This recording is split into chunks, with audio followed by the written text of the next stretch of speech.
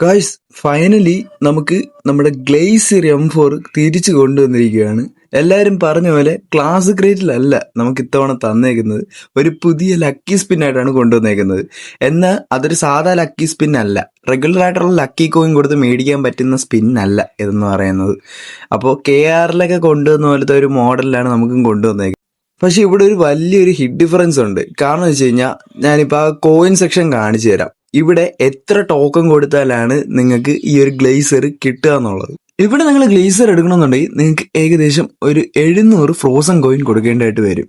എന്നാൽ ഇത് KR വെർഷനിൽ വന്നപ്പോൾ 350 കോയിൻ ആയിരുന്നു. ഇവിടെ നേരെ തിരിച്ചാണ്. ഈ ഒരു 700 കോയിൻ ഉണ്ടെങ്കിൽ നിങ്ങൾക്ക് ഈ ഒരു മിത്തിക് ഔട്ട്ഫിറ്റും ഗ്ലേസറിന്റെ ഹെഡ് ഗിയറും ഗ്ലേസിയറും നിങ്ങൾക്ക് എടുക്കാവുന്നതാണ്. അപ്പോൾ നിങ്ങൾക്ക് ഈ ഒരു കോയിൻ കളക്ട് ചെയ്യണമെന്നുണ്ടെങ്കിൽ ഇൻഡിവിജ്വലായിട്ട് കളക്ട് ചെയ്യേണ്ടി വരും. ഇനി ഈ ഒരു കോയിൻ എങ്ങനെയാ കളക്ട് ചെയ്യേണ്ടതെന്ന് വെച്ച് കഴിഞ്ഞാൽ നിങ്ങൾക്ക് ഇവിടെ താഴെ സപ്പോർട്ട് ആൻഡ് വിൻ എന്ന് പറഞ്ഞ് എഴുതിക്കുന്നുണ്ടോ, അവിടെ നിങ്ങൾ ഡ്രോ ചെയ്ത് കഴിഞ്ഞെന്നുണ്ടെങ്കിൽ നിങ്ങൾക്ക് പുതിയൊരു പേജിലോട്ട്. പക്ഷെ നിലവിൽ എന്തൊരു അണ്ടർ മെയിൻ്റനൻസ് കിടക്കുന്നതുകൊണ്ടാണ് ഇപ്പൊ ഇങ്ങനെ കാണിക്കുന്നത്. ഇത് കഴിഞ്ഞ് കഴിഞ്ഞാൽ ഉറപ്പായിട്ടും ആ ഒരു പേജ് നിങ്ങൾക്ക് ഓപ്പൺ ആവും.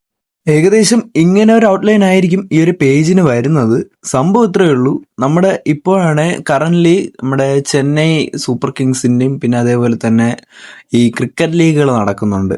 അപ്പോൾ ഈ ഒരു ക്രിക്കറ്റ് ലീഗിൽ നിങ്ങൾ ഏതെങ്കിലും ഒരു ടീമിനെ പിക്ക് ചെയ്യണം. ആ ഒരു പിക്ക് ചെയ്യുന്ന ടീമിനെ നിങ്ങൾ വോട്ട് ചെയ്യണം. അപ്പോൾ അങ്ങനെ വോട്ട് ചെയ്തിട്ട് ഏത് ടീമാണോ ലീഡ് വരുന്നത് അതിനനുസരിച്ച് നിങ്ങൾക്ക് ഈ ഒരു വൗച്ചർ കിട്ടും.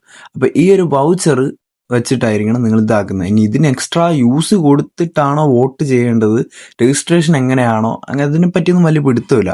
പക്ഷേ ഈ ഒരു ലീഗ് നടക്കുന്ന സമയത്ത് നിങ്ങൾ പിക്ക് ചെയ്യുന്ന ടീം, ആ ഒരു ടീമിനെ നിങ്ങൾ വോട്ട് ചെയ്യുമ്പോൾ അതിനനുസരിച്ചായിരിക്കും നിങ്ങൾക്ക് ഈ ഒരു ടോക്കണിൽ നിന്ന് കളക്ട് ചെയ്യാൻ പറ്റുന്നത്. അപ്പോൾ അങ്ങനെയാണ് നമ്മൾ ഈ ഒരു സ്പിൻ ചെയ്യാനുള്ളത്. 3-ാം മാസം മുതൽ 5-ാം മാസം വരെയാണ് ഈ ഒരു സ്പിന്നിന്റെ കാലാവധി എന്ന് പറഞ്ഞാൽ ഏകദേശം നിങ്ങൾക്ക് 2 മാസത്തോളം കിട്ടും. ആ ഒരു ഇവന്റ് പേജ് അൺലോക്ക് ആയതിനു ശേഷം കൂടുതലായിട്ടുള്ള ഡീറ്റെയിൽസും കാര്യങ്ങളൊക്കെ നിങ്ങൾക്ക് ഞങ്ങൾ പറഞ്ഞു തരാം. സോ കഴിഞ്ഞ പ്രാവശ്യം മിസ്സായവർക്ക് എല്ലാവർക്കും ഇത്തവണ ഗ്ലേസർ കിട്ടാനുള്ള മേജർ ചാൻസ് ഉണ്ട്. സോ എല്ലാവരും ട്രൈ ഔട്ട് ചെയ്യുക.